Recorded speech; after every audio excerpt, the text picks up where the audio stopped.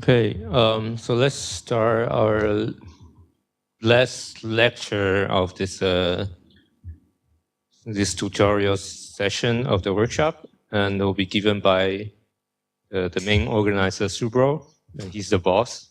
And for students in the audience, you have to listen carefully because there will be an exam at the end, and if you don't pass the exam, you don't get it reimbursed. No, I'm just kidding. Okay. Thanks, Ying-Jer. And so I'll be talking about some of the things that I think Gang and Ying-Jer were supposed to talk about. But yeah, so they are the real experts. So all the hard questions you have to ask Ying-Jer and Gang. What I'll try to do is to sort of give an overview along the lines of the discussions that we have been having since yesterday morning, and so that we can pick up some of these threads as we go along in this meeting starting tomorrow. So I'll start with the problem of quantum spin liquids and some of these unconventional phases in general, and try to indicate what the problem is from the theoretical side, which is slightly better understood. And then, as I go along, I'll give some examples following what SungBin suggested. And then I'll try to indicate how a combination of different kinds of experiments together can shed more light on this issue of experimentally detecting quantum spin liquids. Okay, so that's the plan. I'll try to cover as far as possible, but please feel free to stop me and ask questions. Okay, but let me start with this picture that's like 2009, and I think I got these pictures from SungBin. So Gang and SungBin here. There are other peoples you can recognize, SungBin, me. So hopefully this is like now almost 9 years, almost 10 years, I think. So hopefully these kind of meetings would also lead some of you with similar nice memories. And I learned a lot of physics during these meetings, and I'm sure that that's true with Gang and SungBin and all these other people. And I hope that sort of trend continues in all these ICTS meetings, and you can learn things here. Okay, so what I'll try to do is to point out three things, sort of slightly disjoint, but I'll try to connect them up. So I'll start with the theoretical questions, which are really pertaining to issues related to many-body entanglement in quantum spin liquids. And then I'll go towards example where these many-body entanglement is manifested through fractionalization, and then in pyroclose, things that we have discussed since yesterday. And then I'll try to address some of the new developments that I have been involved in. But still, I think it is worth mentioning in the tutorial session about measuring spin liquid signatures as an effect of external electric field, which is slightly different probe than the usual probe for magnetism, which are magnetic fields. Okay, so basically, what we are interested in is a description of interacting many-body systems, and we are often interested in the nature of ground states and low-energy excitations, which are sort of probed in many low-temperature experiments. And we know that asking this kind of questions can lead us to understanding of various, a very rich set of phenomena, which goes under the name of emergent phenomena. And the particular interest is to understand the manifestation of quantum effects in many-body systems, and which survive at the macroscopic level, and subtle effects like that, albeit at low temperatures, but that's what the general interest is. So the starting point of many-body physics is trying to tell what the degrees of freedom are. So in effect, saying what the Hilbert space is, and if we saw that throughout the lectures since yesterday, we saw that this Hilbert space is made out of local degrees of freedom, often sitting on a lattice, the spins, electrons, etc. And so there is a local Hilbert space. Say in case of a spin half, the local Hilbert space is up and down, and then the total Hilbert space is a tensor product of this local Hilbert space. So this idea of spatial locality is a useful idea, at least as far as we understand it right now. So once we have these degrees of freedom, we want to specify how different symmetries act on them. And one of the consequences of this Hilbert tensor product structure of the Hilbert space is that the symmetries which act as unitary operators have this local block diagonal form. And once we have these symmetries and the degrees of freedom and the symmetries, we want to describe how these degrees of freedom interact with each other and how the total system evolves. And that is basically the Hamiltonian, which is usually local and is invariant under symmetry. So basically, so that's the starting point. Okay, so and then we, given the starting point, we try to ask the question: what happens? We cool down the system, and basically all these degrees of freedom at very large temperatures contain a lot of entropy, and how does the system get rid of this entropy as we cool it down in accordance with the third law of thermodynamics. So conventionally, what can happen is that the system can spontaneously, in the thermodynamic limit, the system can spontaneously break one of the symmetries, and that's the spontaneous broken symmetry paradigm, and that describes all kinds of magnetic systems. The ferromagnets, antiferromagnets, some of the multipolar orders that we heard from Gang's talk. And more interestingly, what can happen is that it can get rid of this huge different ways that the system can sort of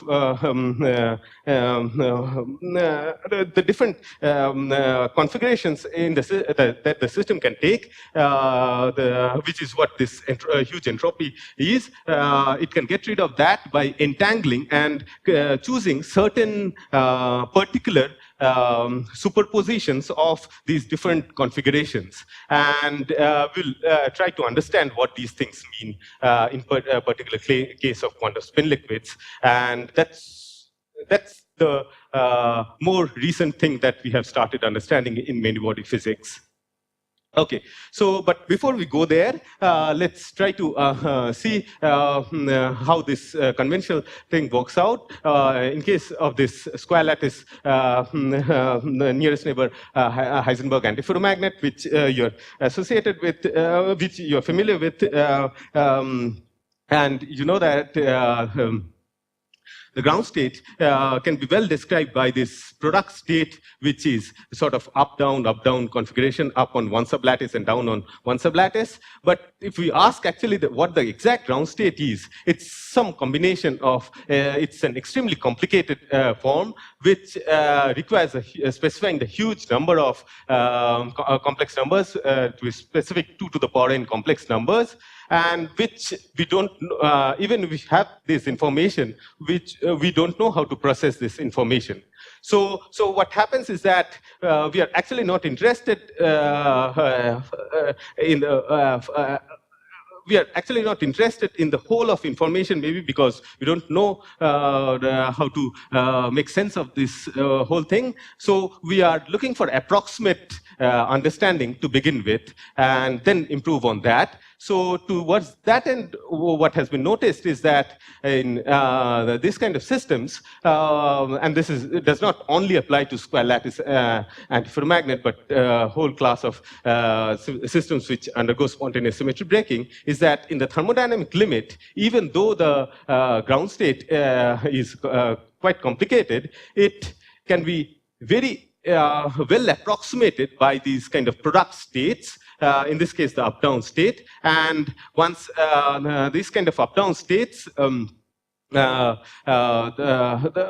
one can use these kind of product states to describe all the patterns of symmetry breaking. One can define order parameters and then add small fluctuations, the spin waves, and try to describe the qualitative features of this system. So, so the question that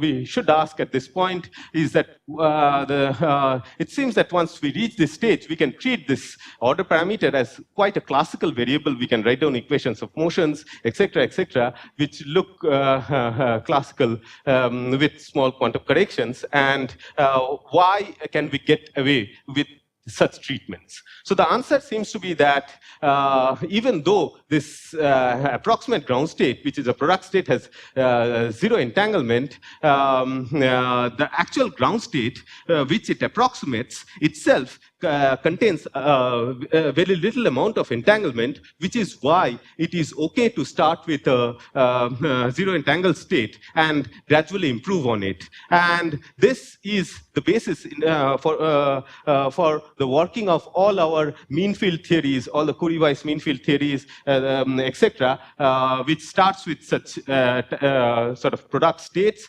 and and improves on them perturbatively. And this, as we know, and we heard from Gang's talk also, that it can lead to rich results and lot is left to understand, like these hidden orders, etc. But in principle, one can start doing this kind of Curie-Weiss mean field theories and improve on these kind of theories. So that's basically what some of the things that we have heard. I'll try to point out the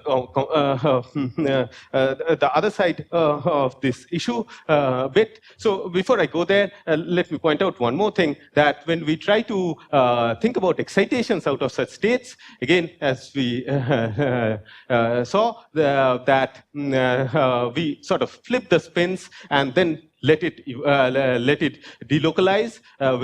Those are the spin waves, and we can measure them using neutron. So the neutron creates these Magnon excitations, and those are the things that you can measure. This is for this lantern cupret, and this is the Magnon dispersion. You can see sharp features in this Magnon dispersion, as we found out. But so when I take these conventional magnets, which show symmetry breaking, what they do is that as you cool them down at high temperature, the susceptibility is Curie-Weiss, and around about when they reach the Curie-Weiss temperature scale, the spins start talking with each other, and round about that temperature scale they order, and that's basically how they get rid of the entropy. So what happens is in frustrated magnets, things that I mean, there are a large number of examples which we heard since yesterday, and there would be several others starting tomorrow onwards. So they show this suppressed ordering or no ordering at all down to lowest temperatures that are accessed in experimental in experiments. So the question then is, so experimentally what happens is that as we have seen these curves, I won't go into details, is basically they don't order at the energy scale at which the spins start interacting, and then they undergo ordering at a very lower, much lower temperature, or ideally down to zero temperature. Here, they don't show any ordering. So there is a large window in which the spins are interacting with each other, but there is no, they don't order. So there is a lot of fluctuations left and entropy left, and and those that has to be gotten rid of using strong quantum effects. So the question is how to get rid of this entropy without breaking symmetry, so as to be consistent with the third law of thermodynamics. That's one way of putting across the question.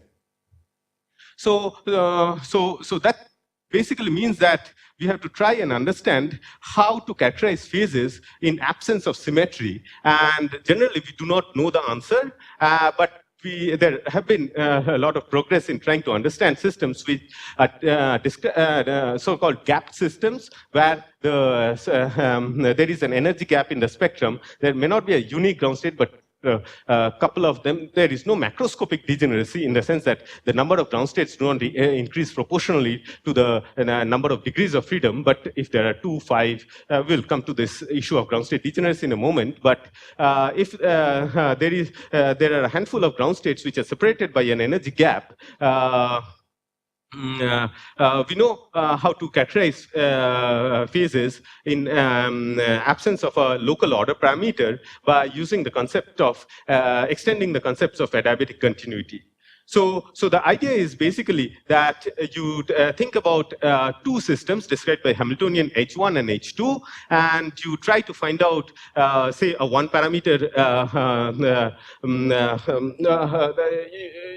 define a parameter which can take you from H1 to H2, like this lambda. It doesn't have to be a single parameter, but so that you can vary this parameter to go from this system 1 to system 2, and they have ground states. So basically, at any point, you have for a value of lambda between 0 and 1, you can have a system which is sort of a linear combination of these two, and you ask, what is the spectrum of this system? Extending the idea of adiabatic continuity would tell you that if you can continuously interpolate from lambda equal to 0 to lambda equal to 1, and know that this bulk gap closes, then you can sort of adiabatically deform this ground state, this ground state to another, and in that sense, you could describe, you would say that these two systems are in the same phase. Or you could find out a local unitary transformation to sort of do a mapping of these two ground states. On the other hand, if at least there is one lambda for which the gap closes, then this adiabatic argument breaks down, and these two phases might these two might be actually describing different phases.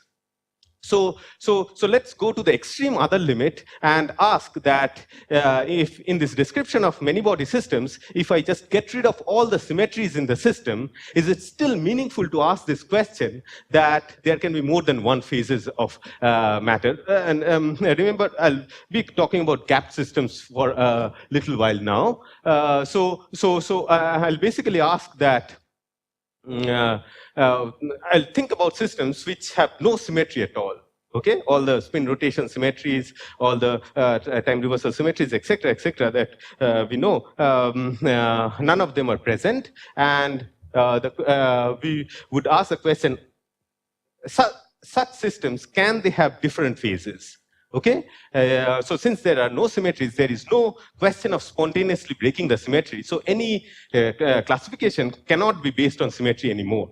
So it turns out that in absence of such symmetry-based classification, the patterns of quantum entanglement, I'll clarify what it mean by that. Can be used to classify at least some of these states as we presently understand. And since this entanglement do not have classical counterpart, they have been variously called as quantum ordered states. And two useful patterns of quantum entanglement that have been used to classify some of these states are entanglement entropy and entanglement spectrum. I'll talk about entanglement entropy in a moment, in the next slide. So basically, we would try to use this combination of adiabatic continuity and entanglement entropy ideas to try and classify some of the phases, and then they would not have the usual classical limit in the sense of spontaneous symmetry breaking.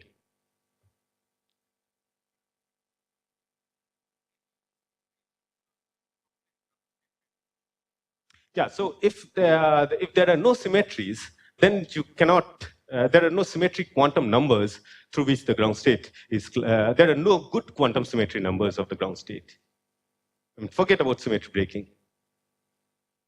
Suppose I don't have spin rotation symmetry. I cannot classify ground states on the basis of whether they break the symmetry or the spin quantum number. Even if they don't break the symmetry, I cannot associate a good spin quantum number to the ground state. Okay, so the ideas of quantum entanglement, the level at which we would talk about is a generalization of the EPR type of ideas extended to many body systems, which is basically, I would divide this, just like the two spins, I'll divide the system into two halves, A and B. The whole system is in some pure state. I'll calculate the reduced density matrix, either tracing out this part or this part, and trying to calculate the Neumann entropy associated with the reduced density matrix, which basically measures the entanglement between the two subsystems, just like in this case. Okay? So let's start to warm up and try to ask issues of entanglement related to some simple wave functions, many body wave functions. The simplest wave function that we can take is product wave function where the spins of a many body system where the spins are randomly pointing up or down along some quantization axis. That's its first part. And we can add some small superposition to it, which are sort of local. The spins, say, sit on a square lattice, and there is some departure from this product state, which involves entangling spins which are nearby. Okay, so we can take such a state, which we call the almost random product state, almost because you allow for these small superpositions.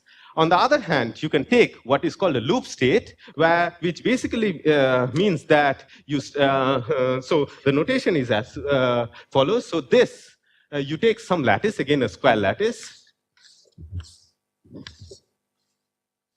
okay, and try to put the spins in some, try to take a state where all the spins are pointing up in some quantization axis. So let's say that's the reference state. Yeah.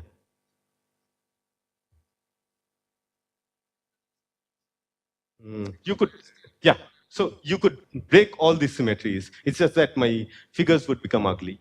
Okay? You could just, yeah, you could break translation symmetry. You could break all space-time symmetries. Okay? You could take it on a random graph. Okay? So it's just that I'll take more time to draw those pictures. Okay, so you could take a state like that, and you say that all these sort of loops are states that you get out of it by flipping the spins on a closed loop starting with this configuration state. So you could flip these 4 spins. You could take a bigger loop, etc., etc. You could take more than one loop, and you basically take all kinds of equal superposition of all such closed loops of down spins. Okay? So again, you can go on and calculate the entanglement entropy, the bipartition entanglement entropy, and you would find that in absence of this local superposition, the entanglement entropy for this random product state is exactly 0. This is a product state. But in presence of small superposition, which are local, like the spin just inside and just outside are entangled by some local entanglement, then there is a correction to that, and that goes as the length of this bipartition, which is the area law of entanglement entropy. So that's what these kind of states represent. And so the point is that since entanglement entropy is a positive definite quantity, this number in front is a positive number, and by tuning small things in my Hamiltonian, I could get rid of the superpositions, and then the entanglement entropy would vanish. And the point is that if I could do this continuously, adiabatically, then this state would be continuously connected to a product state. Okay, you can write down Hamiltonians for which you can do this, and then you would say that given the earlier adiabaticity arguments, then these kind of Hamiltonians describe the same phase. On the other hand, if you take the loop state, you would find that, and actually go in and calculate the entanglement entropy, you would find that there is an area law, just like before, because of the local type of entanglement. But there is this crucial factor of minus log 2 in this case, which is really new. So one way of asking this origin of minus log 2 is that, so when you make the bipartition and look at all these contributions, in some cases the loops would cross this boundary, and but since they're closed loops, if it crosses the boundary here, it has to come out. So the number of crossings of this boundary has to be an even number. And so even though this many-body state looks quite random, each spin can be up or down, etc., it contains this one qubit of information, so it's not completely random. And that's, that qubit does not contribute to the entropy, and that's the origin of this minus log 2. Yeah, so I'm coming to the minus in a moment.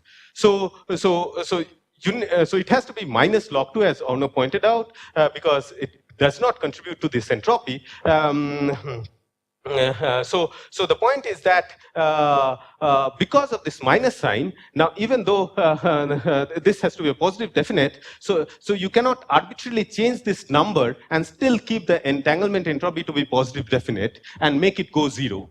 So that means that you cannot, that creates an obstruction for to deform this state in presence of this minus log 2 to a product state. So that is the reason why this loop state might be fundamentally different from the random product state that we just saw. Okay, and you can do numerical calculations. There are more strong arguments and calculations. These are the references who pointed out how to do this. I think, and then you can do similar calculations on a computer to find out this minus log 2. So the point is that if you could, we can deform this random product, almost random product state to a product state, but we cannot deform this loop state into a product state. So that means that if that means they cannot be deformed into each other adiabatically, and they in this definition of describing phases, they describe different phases of matter, and because they have different entanglement signatures, in particular, they have the same, they have different entanglement entropy. So that's how entanglement entropy can help, in principle, distinguish different phases of matter, even in absence of symmetries, because symmetry-wise, these two phases are same. If you calculate the correlations functions, the 2-point, the 4-point correlation functions, they are all for Hamiltonians which can support this as ground states. You see that the symmetry-wise there is no distinction for few-point operators. Okay. So you can carry out this more carefully and basically define a classification of phases that were done by these people, and there's a lot of literature. And in this classification, you have short-range entangled states like this almost product state, and different kinds of long-range entangled states depending upon what this minus part, the subleading part of entanglement entropy is, and you would have phase transitions, or in the sense of closing the bulk gap, as you try to go from one kind of long-range ordered phase to another kind of long-range ordered phase, long-range entangled phase, or from a long-range entangled phase to a short-range entangled phase. And in this whole description, there are no roles of symmetries. So So basically, for this loop state, you can write down local Hamiltonians like the story code model, which you can exactly solve and find out that these loop states are the ground states. So I won't discuss this story code Hamiltonian. Some of you know in my slides all these. So I'll give you out the slides. They would be up on the website soon. So you can go through these calculations, and you would find that this loop state is the exact ground state. You can exactly solve this Hamiltonian. The excitations of this are not very dissimilar to excitations that you get out of spin waves. They behave more like electromagnetic charges, the electric and magnetic charges, so we know that if I take an electric charge around a magnetic flux, then the electric charge gains some Arnab Bohm phase. So those kind of characteristic features of electromagnetism just slightly different from our usual electromagnetism would show up in all these cases. And the good thing is that because it only involves Pauli matrices, one can do this calculation in real time in a span of a couple of hours. Okay, but what I'd like to point out is that so you can basically write down all kinds of rules to track these things. The point that I'd like to stress on is that once you put these kind of systems on non-trivial manifolds like the two tori, you can turn operators which are again products of Pauli matrices going around the loops, and they commute with each other. A subset of them commute with each other, and a subset anti-commute with each other, but all of them commute with the Hamiltonian. And so when we know that when we have non-commuting operators, but non-commuting operators say A and B, but both of them commute with the Hamiltonian, that can give rise to degeneracies in the ground state because of difference in quantum numbers. And that's exactly that quantum mechanics 101 kind of argument shows that put on a torus, these kind of Hamiltonians give rise to exact fourfold degeneracy of the ground states, and this ground state degeneracy is exact.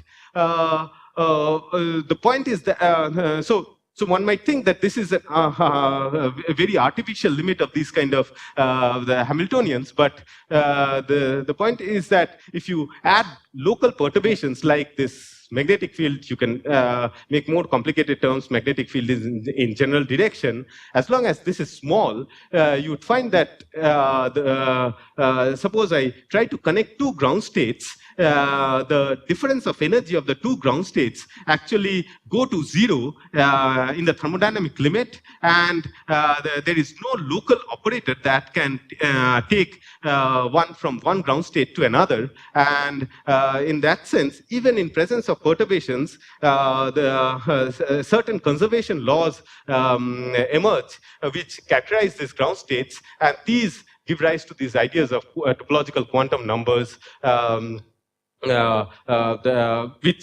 which then go on to characterize these ground states.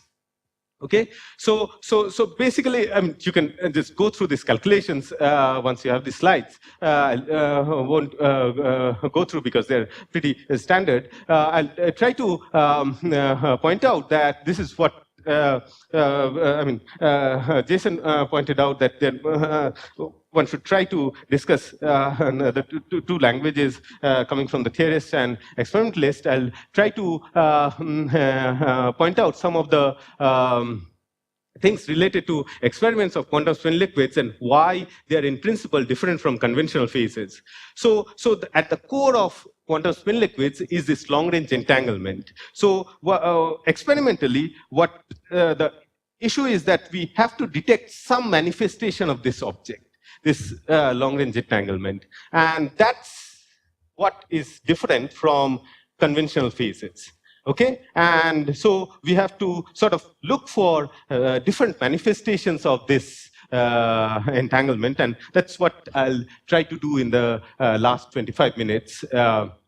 So we'll take a step back and try to ask the question that what are, I mean, many of the condensed matter experiments, particularly the scattering experiments, are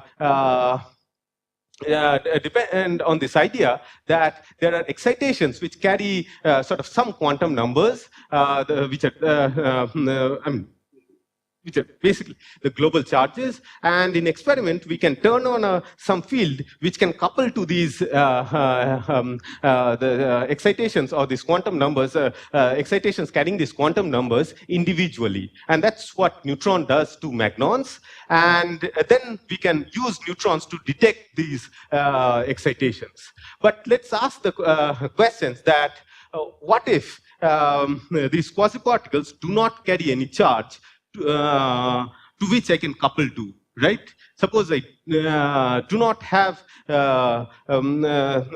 any way of turning on an analog of a magnetic field and still want to detect spin, okay?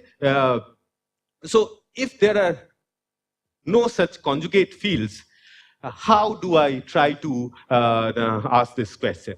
So at the same time, we can ask this other form of the same question: what if what if I can turn on this field, but now this field cannot couple to individual excitations? They all only couple to more than one excitations at a time. Okay, and finally, the more exotic version: what if there are no particle-like excitations in the system? So how do I try to even think about experiments when I try, to detect some of these phases, which seems to be theoretically possible in calculations? You can write down exact solutions. So you cannot debate about the existence of these phases because you can just write down exact Hamiltonians. They might look weird, but in principle, that proves that these phases exist. And then you can ask this question that how to think about experiments of these phases now that if this is what the playground looks like. Okay, so that's going to be what so I'll give you an example of where this happens, and then I'll try to point out one new way of trying to address this question. But at this point, if there are any questions, I'll try to answer.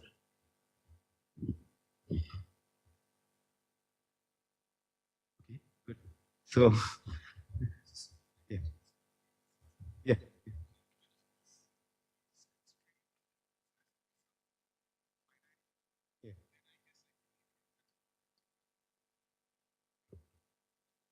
Yeah, so then you can connect these phases through a finite set of operators. So if you allow perturbations which span that system, then of course what you're saying is true.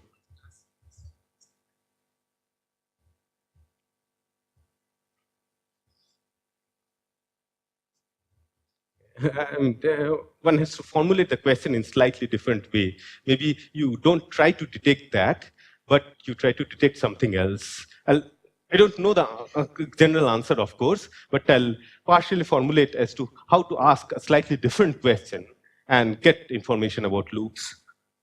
Okay? More questions? Okay, good. So then I'll take up the discussions, take on the discussions about pyrochlore, rare pyrochlore magnets, and sort of strip it down to minimal models and try to give you an explicit example of quantum spin liquids Again, Gang and SungBin have extensively worked on these kind of systems, so they would be able to tell you more about this. So this we saw in Ying-Jer and SungBin's talk, that there are a class of rare earth pyrochlore magnets where the spins sit on the sides of a pyrochlore lattice, and with basically this being the chemical formula with the rare earth containing the spin moment, which, as SungBin discussed quite elaborately, that this may not be the canonical spin half, but it is some pseudo spin half, which is a spin orbit coupled version, but can be described by Pauli matrices, and one can describe the system by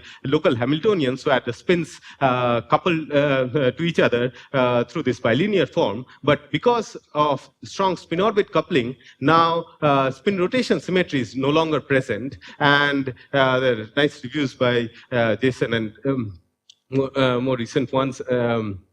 But basically, the point is that there are spin Hamiltonians which they have this basic form that once there is no spin rotation symmetry, this S dot S form is no longer present, but it has all kinds of anisotropic couplings. And one limit which SungBin briefly pointed out is this limit of quantum spinize, where which gives rise to analytically tractable version of a quantum spin liquid, where these interactions are dominant. In fact, this interaction is the most dominant interaction, and then there are quantum perturbations. And this, in this representation, the spins are pointing in the local 1-1-1 direction, which is again due to the spin orbit coupling and the crystal field. Okay, so if so one way to start is to start with the classical, start with this, the most dominant term, that's this, the Ising coupling, and there the Hamiltonian is completely classical because it do not contain any non-commuting operators. And then, because of this corner shading tetrahedral geometry, you can write this as a sum of the spins over each tetrahedron squared, and then sum over tetrahedra. Okay, so this is a worthwhile exercise to do. Take this in any corner sharing geometry like pyrochlore or Kagome, and you can show that it can be written as sum of the spins belonging to each unit, here the tetrahedron, and then square it, and then sum over all the units up to a constant. Okay, so since this is a positive definite form for J being positive, the ground state is basically when this object inside the bracket sums to 0. Now, even for a single tetrahedron, there are 6 ways of doing this. Basically, what all we want is 2 spins pointing out and 2 spins pointing in. And since there are 4 spins, there are 6 ways of doing this.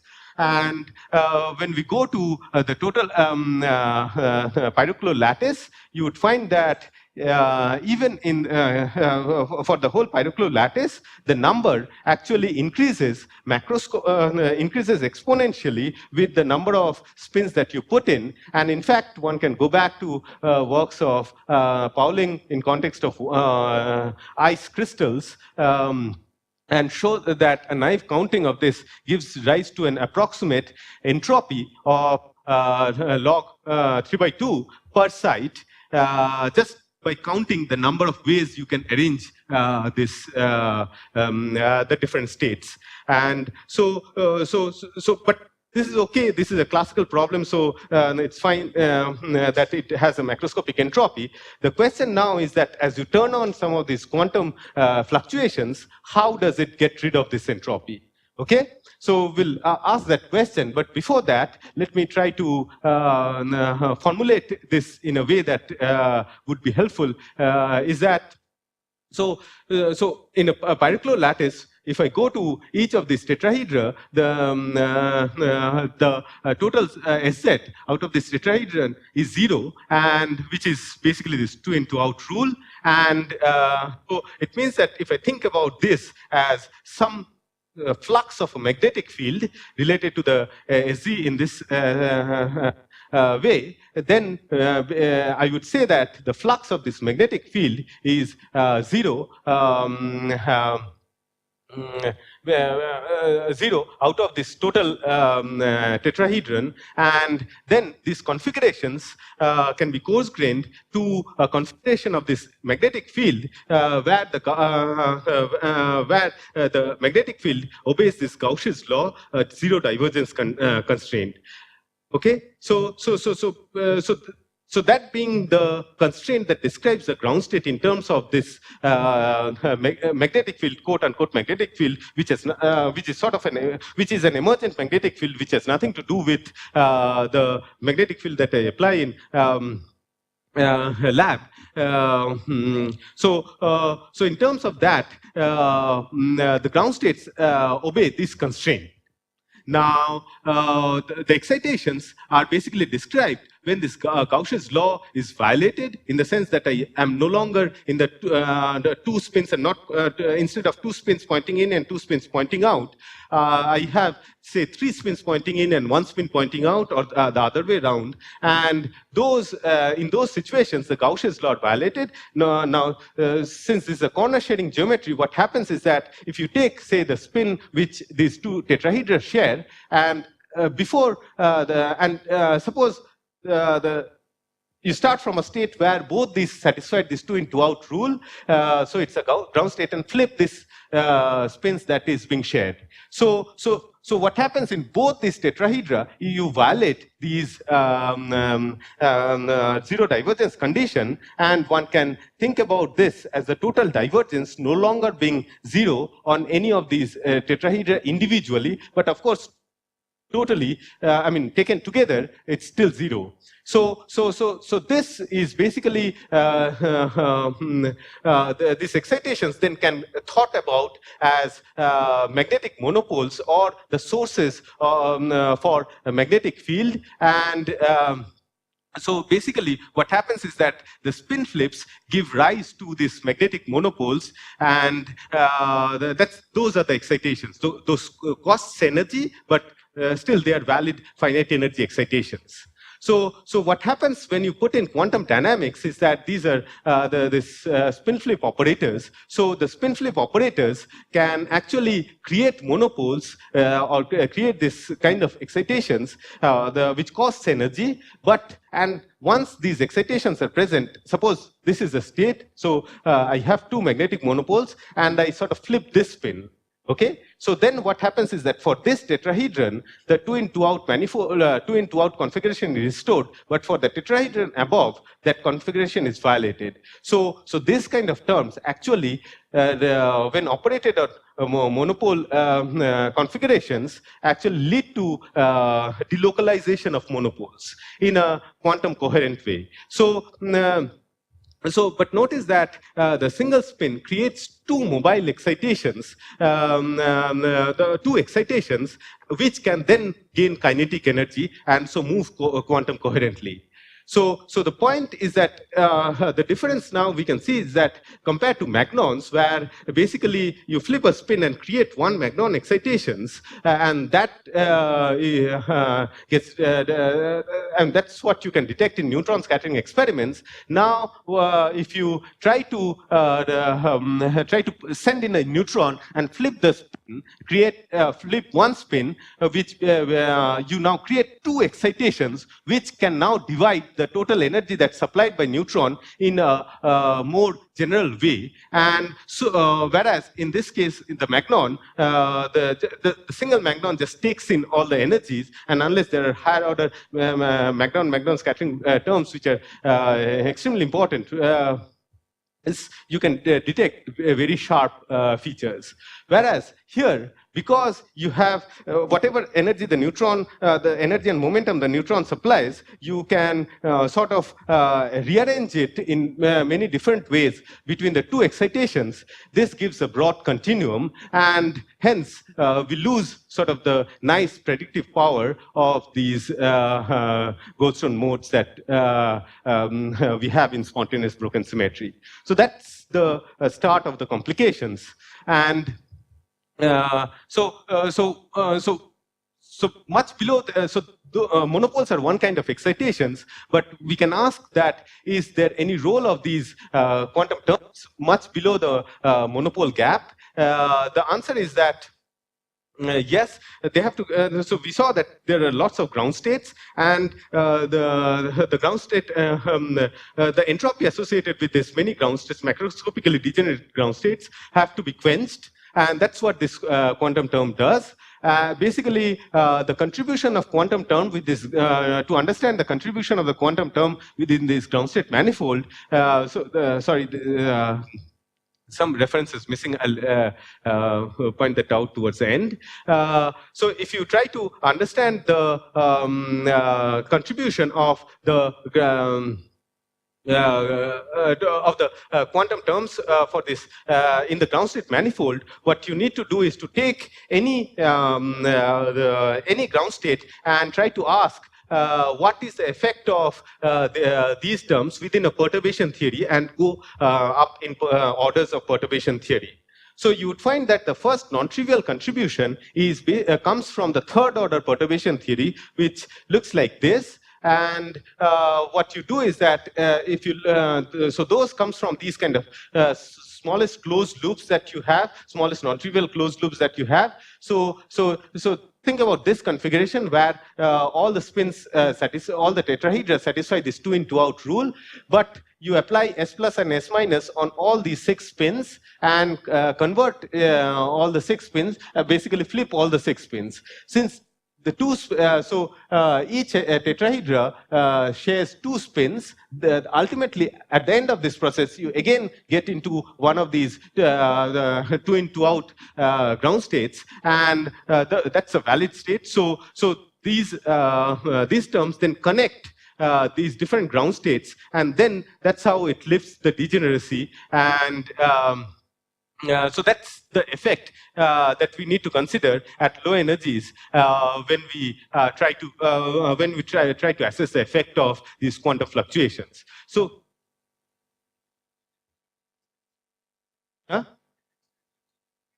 yeah, it lifts it completely because I mean there is no longer macroscopic degeneracy anymore. No.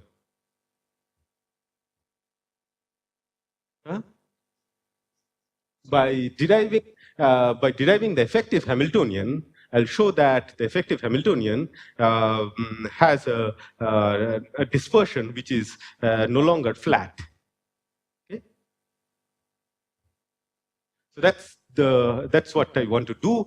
So this magnetic field, the emergent magnetic field, we already discussed. Now we now have the S plus and S minus operators, which do not commute with the SZ operators. So one can go through this argument in more detail. But what essentially happens is that you can try to think about this S. So this there's one step which I'm skipping. Basically, you can map these to do this in more transparent way. You can map this to say hardcore boson problems, and then do this. This is what one of the I think the first paper by Mike Hermele and Leon and Matthew Fisher did.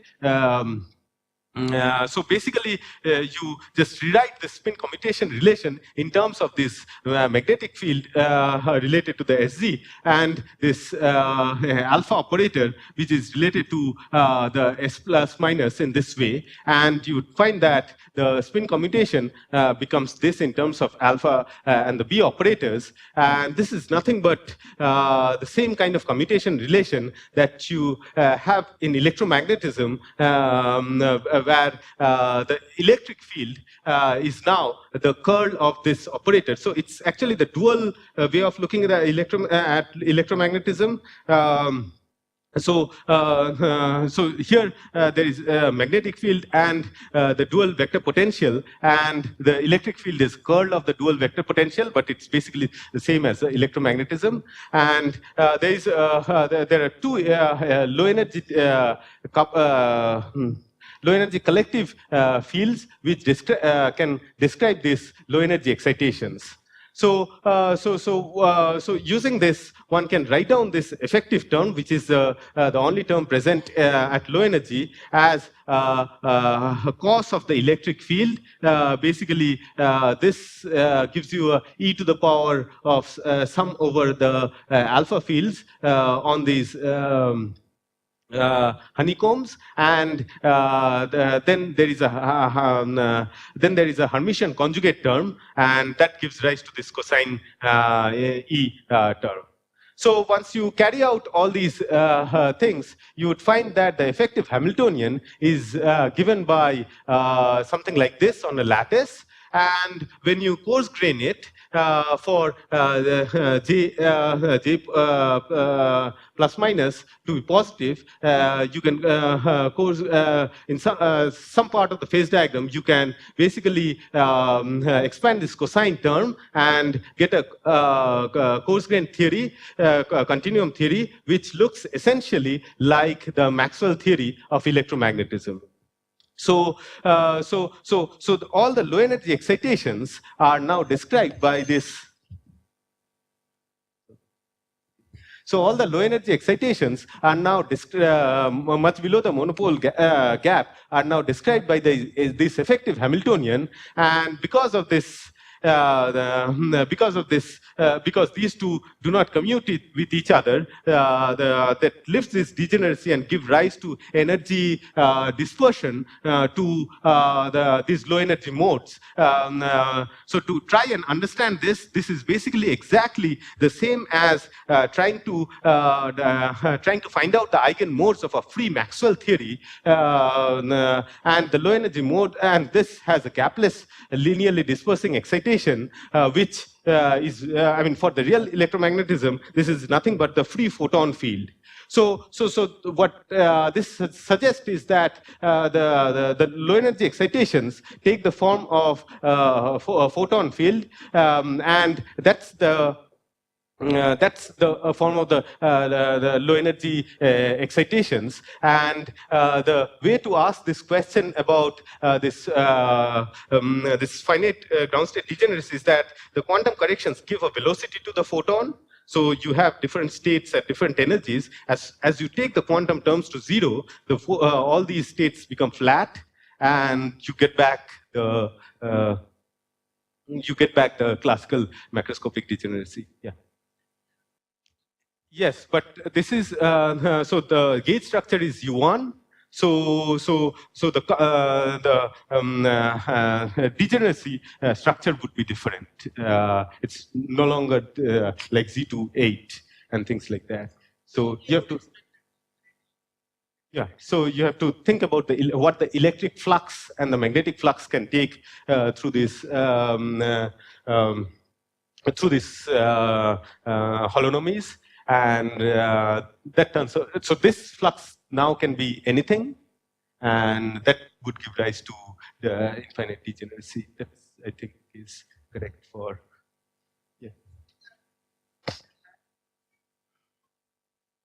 yeah. But to sort of change this holonomy, you would need non-local operators. Okay, so you're sort of stuck in one sector.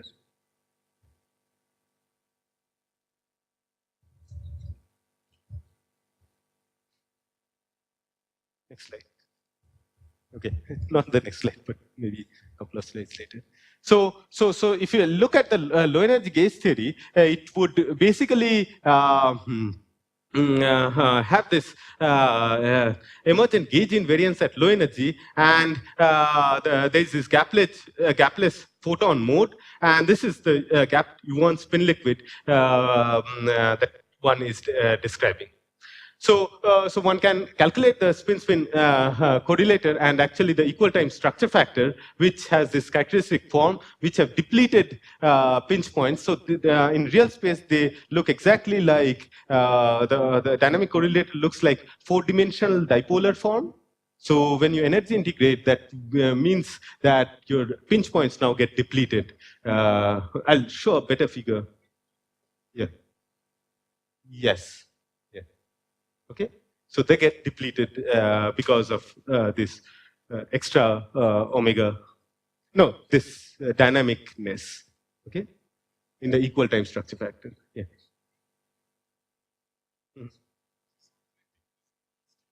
Mm-hmm.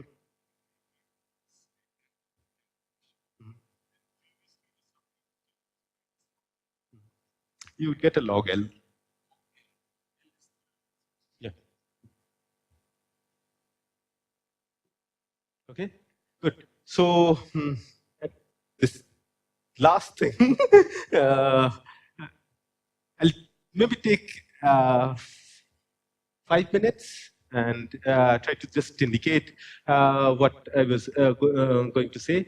So basically, I mean, this is the ideal plot, but if you really want to test any of these, again, you're sort of moving, looking at this collective mode, and maybe that's not the most distinguishing thing, the pinch points, because several these depleted pinch points are further deteriorated by other things, and this is I've taken the ideal Hamiltonian. There are other terms in the Hamiltonian. So one way to ask experimentally relevant question to try and come up with new kinds of experimental predictions is to try to look for different kinds of probes to this spin liquid. And what I'll try to say in this 5 minutes is trying to use an external electric field and neutron scattering together to try and see some of these features. Okay, so just a very quick prelude to this is that in the Mott insulator, there are virtual charge fluctuations which basically give rise to this kind of effective spin exchanges. But because of these virtual charge fluctuations, the effective charge operator on a single site gets correction at finite u. At infinite u, of course, there is one electron sitting per site. But at finite u, they get corrections, and these are the at low energies.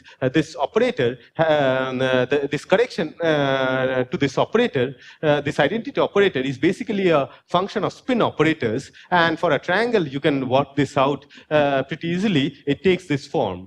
So once there are these charge fluctuations imbalance, it can give rise to a electric polarization, which is only a function of the spin operators, and which can then couple to the electric field. There are other ways of coupling to the generating this polarization operator is basically when you when you put an electric field, the lattice distorts and generates an external electric field, internal electric field, which then couples to the spins. So basically, you have these kind of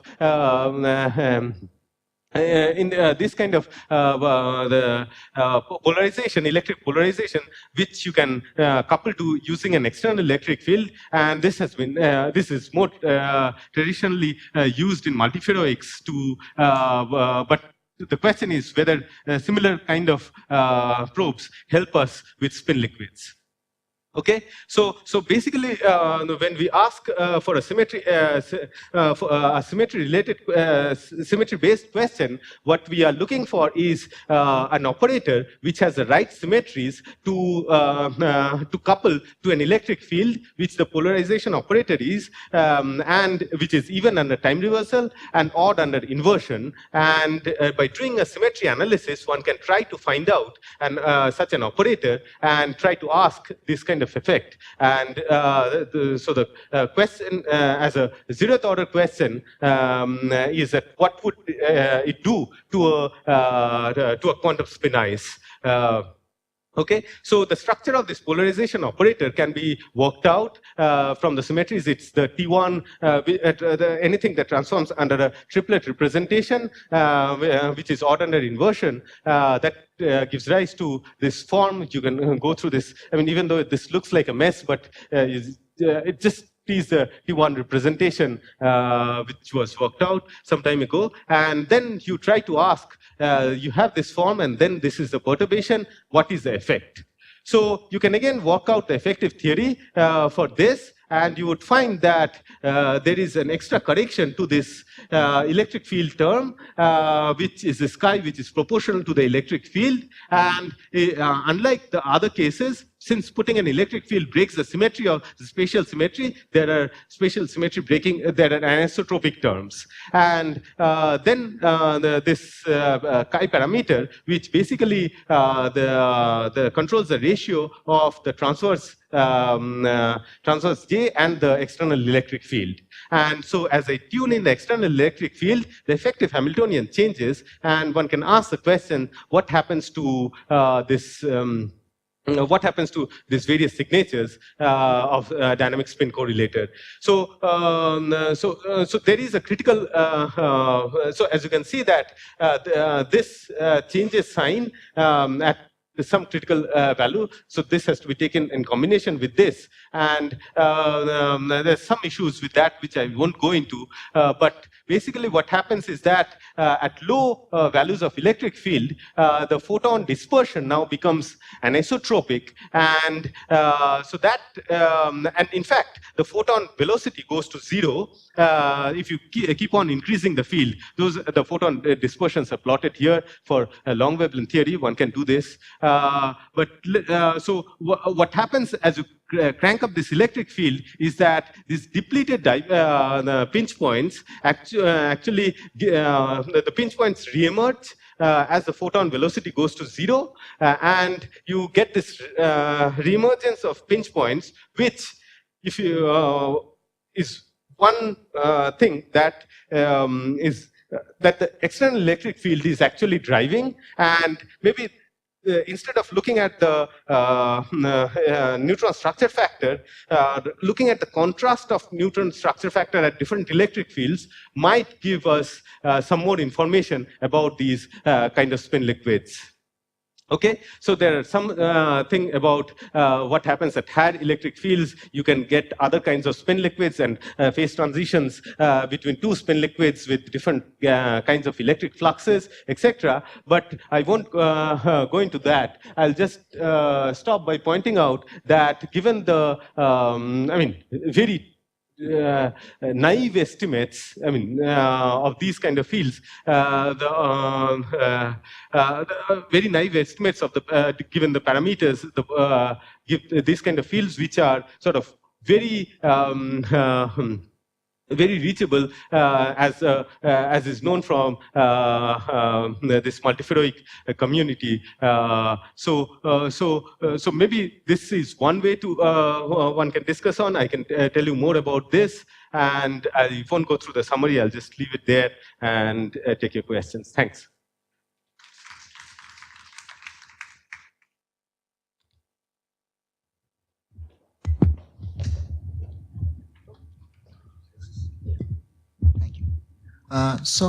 In the U1 spin liquid, where did that gauge actually originate when we did the transformation? So, so basically, I mean, there was a microscopic constraint on these on this ground state manifold.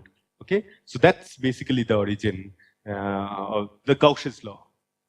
Okay, so that's basically where it comes from.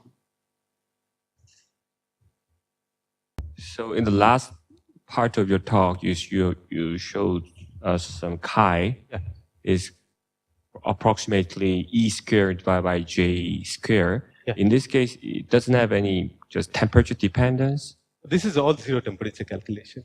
Yeah, but if we increase some finite temperature, can you expect any temperature dependence of chi? No. The chi is a control parameter that I'm tuning by changing the electric field. Right. So are you asking at zero temperature some effect happens? Right. So let's take, for example, this re-emergence of pinch points, right? Mm-hmm. So this is zero temperature result. Right. suppose I sit here and turn on temperature. So there would be some effects of that on this theory, on this structure factor. Yeah, so that's the effect. But I don't think that you can retune chi to get back this effect. So in that sense, chi and temperature are sort of different directions in this tuning space.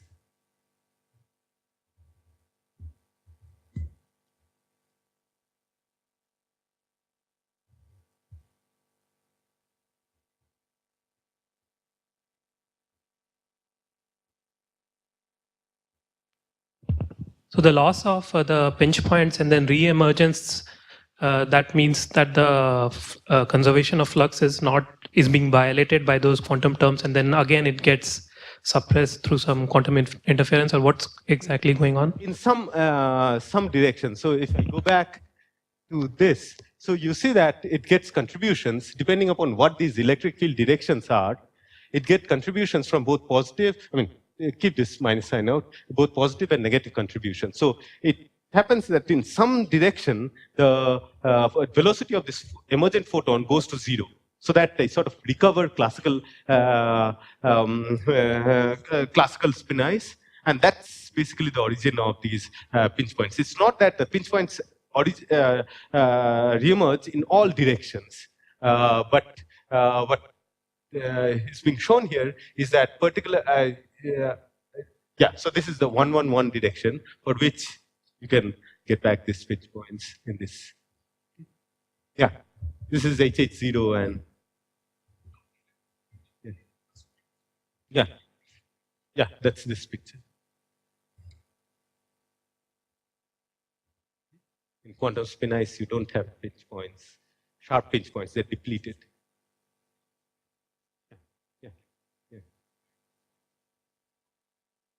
Yeah, the spin-spin correlation changes, right? So just think it's about, dipolar here.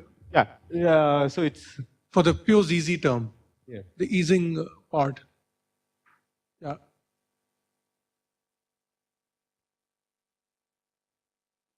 Yeah. So this is the theory, right? So compared to the classical theory, it lives in one higher dimension if you think about this space-time. So if you calculate the dynamic correlator, it is a four-dimensional dipolar correlator. Okay. So when you have a four-dimensional dipolar correlator and energy integrate, you basically have omega into this function of k, this k alpha, k beta, all these terms. So this basically gets rid of the sharp pinch points as you go down. Just a question on this slide. So you go from compact U1 to non-compact U1 is basically just coarse graining. It's nothing more. Yeah. So I've thrown away the electric monopoles. Okay. So in So in 3D, in principle, I can have this deconfined phase. So I've implicitly thrown away these electric monopoles.